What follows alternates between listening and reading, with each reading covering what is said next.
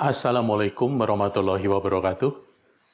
Salam sejahtera, Om Swastiastu, Namo Buddhaya, salam kebajikan.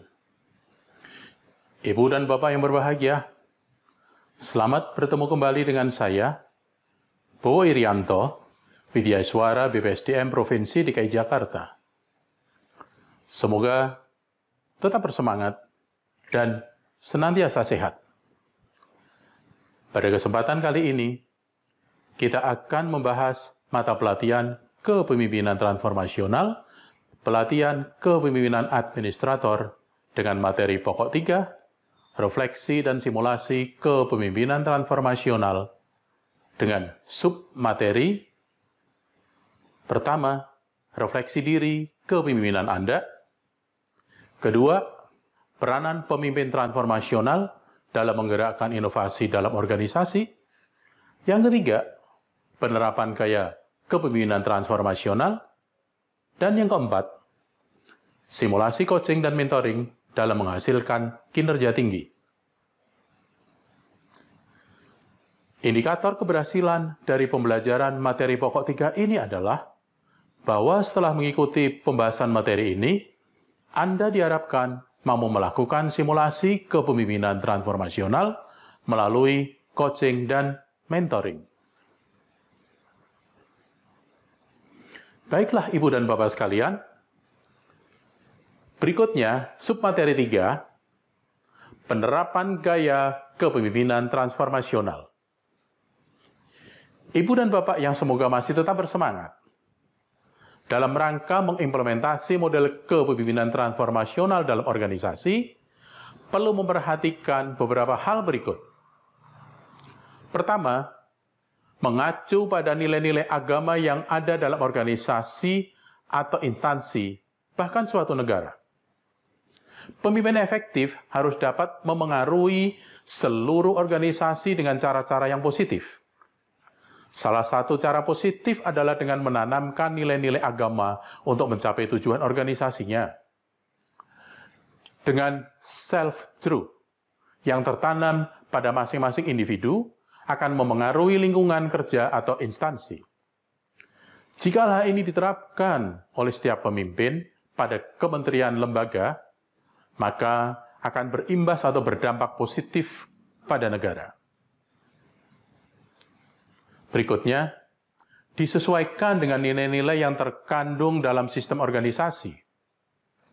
Hubungan pimpinan dengan bawahan diangkat pada tataran moral, sebab nilai-nilai tersebut merupakan nilai intrinsik dalam pengalaman hidup manusia yang sesungguhnya. Ketiga, menggali budaya yang ada dalam organisasi. Budaya merupakan suatu falsafah yang didasari oleh pandangan hidup sebagai nilai-nilai yang menjadi sifat, kebiasaan, dan kekuatan pendorong dalam suatu organisasi, kemudian tercemin dari sikap menjadi perilaku, kepercayaan, cita-cita, pendapat, dan tindakan. Sumber lain yang dapat memengaruhi budaya organisasi antara lain agama, budaya lokal, adat istiadat, dan nilai-nilai luhur nenek moyang. Dengan hal tersebut, maka pemimpin perlu menggali kebiasaan nilai-nilai yang telah tertanam sebagai pendorong dalam mewujudkan kerja untuk melaksanakan budaya yang telah ditanamkan dalam organisasi. Yang keempat, pemimpin mentransformasikan perhatian kebutuhan pegawai. Energi adalah kekuatan yang tidak terlihat, yang mampu membuat kita melakukan perubahan, perkembangan, dan memenuhi keinginan yang diharapkan. Energi disebut dengan bermacam-macam nama, seperti spirit, love, good, life force atau daya, light, atau penerang. Kekuatan yang tidak tampak disebut sebagai momentum atau sedang dalam proses. Pemimpin memperluas kebutuhan pegawai. Pemenuhan kebutuhan pegawai merupakan fundament yang mendasari perilaku kerja. Abraham Maslow mengemukakan hierarki kebutuhan pegawai sebagai berikut. Pertama, kebutuhan fisiologis. Kedua, kebutuhan rasa aman. Kebutuhan berikutnya adalah kebutuhan sosial atau rasa memiliki. Berikutnya, kebutuhan harga diri. Dan terakhir, kebutuhan aktualisasi diri. Sedangkan Profesor David C. McClellan, seorang ahli psikologi Amerika dari Universitas Harvard, dalam teori motivasinya mengemukakan bahwa produktivitas seseorang sangat ditentukan oleh virus mental yang ada pada dirinya yang terdiri dari 3 dorongan, yaitu need of achievement, kebutuhan untuk berprestasi; need of affiliation, kebutuhan untuk memperluas pergaulan; dan need of power, kebutuhan untuk menguasai sesuatu. Yang keenam, pemimpin mempertinggi nilai kebenaran. Pemimpin dapat melaksanakan penanaman prinsip, sikap, dan perilaku dengan memberikan stimulus untuk merespon dengan baik dan menemukan sikap yang terbaik dengan melakukan dan melakukan lagi pada segala aktivitasnya sesuai dengan nilai-nilai kebenaran yang diyakininya, sehingga menjadi kebiasaan atau habit dan karakter atau true self dalam hidupnya. Yang ketujuh, pemimpin membangun rasa percaya diri seluruh organisasinya. Yang dapat dilakukan oleh seorang pemimpin adalah how to true freedom.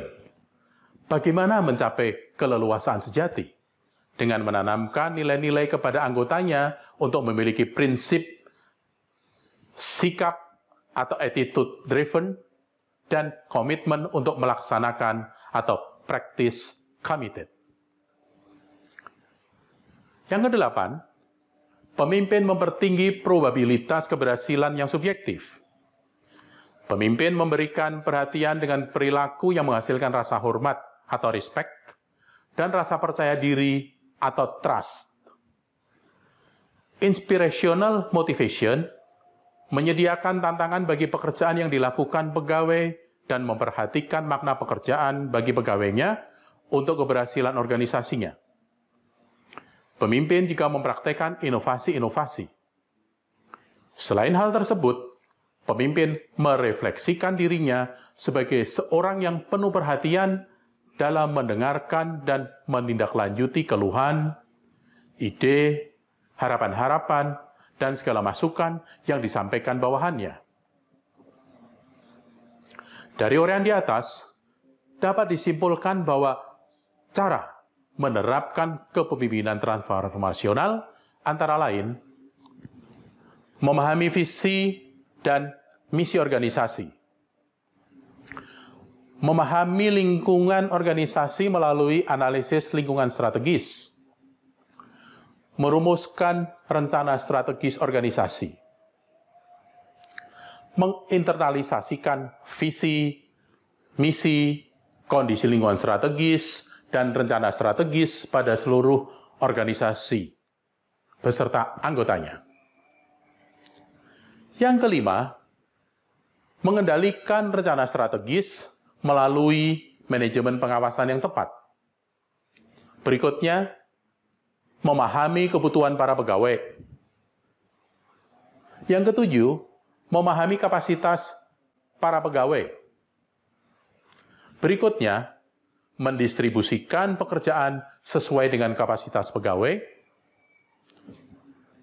dan mengapresiasi hasil pekerjaan pegawai. Ibu dan Bapak sekalian, sebagaimana sudah saya sampaikan di depan, berikut ini saya perjelas kembali penerapan gaya kepemimpinan transformasional. Yang pertama, penerapan idealisasi pengaruh atau idealized influence. Pengaruh ideal atau idealized influence yaitu perilaku yang membangkitkan emosi dan identifikasi yang kuat dari para pengikut terhadap pemimpin. Pemimpin menunjukkan standar tinggi dari tingkah laku moral dan etika, serta menggunakan kemampuan untuk menggerakkan individu maupun kelompok terhadap pencapaian misi mereka dan bukan untuk nilai perorangan. Kedua, motivasi inspirasional atau inspirational motivation. Motivasi inspirasional atau inspirational motivation meliputi penyampaian visi yang menarik dengan menggunakan simbol untuk memfokuskan upaya bawahan. Perspektif kepuasan tentang motivasi berkenaan dengan faktor-faktor yang menggerakkan motivasi yang mendorong munculnya harapan dari individu-individu yang termotivasi untuk bekerja. Jika mereka percaya upaya mereka akan menghasilkan kinerja tinggi, yang selanjutnya kinerja ini akan menghasilkan balas jasa dan beranggapan aspek-aspek positif dapat melampaui aspek negatif. Ketiga, konsiderasi individual atau individualized consideration. Pertimbangan individual atau individualized consideration meliputi pemberian dukungan, dorongan, dan pelatihan bagi para pengikut, pemberian bantuan sebagai pemimpin, memberikan pelayanan sebagai mentor, memeriksa kebutuhan individu untuk perkembangan dan peningkatan keberhasilan. Yang keempat, stimulasi intelektual atau intellectual stimulation. Stimulasi intelektual atau intellectual stimulation yaitu perilaku yang meningkatkan kesadaran anggota akan permasalahan dan memengaruhi para anggota untuk memandang masalah dari perspektif yang baru dengan menciptakan rangsangan dan berpikir inovatif bagi pengikut melalui asumsi-asumsi pertanyaan, merancang kembali masalah, menggunakan pendekatan pada situasi lampau melalui cara yang baru. Siklus perubahan secara transformasional dimulai dengan adanya stimulasi intelektual untuk melakukan perubahan dan tidak takut akan kegagalan.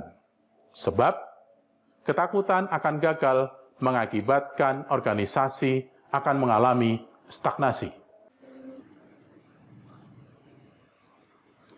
Nah, Ibu dan Bapak yang masih bertahan, tiba waktunya kita sampai pada pembahasan terakhir, yaitu submateri 4, simulasi coaching dan mentoring dalam menghasilkan kinerja tinggi.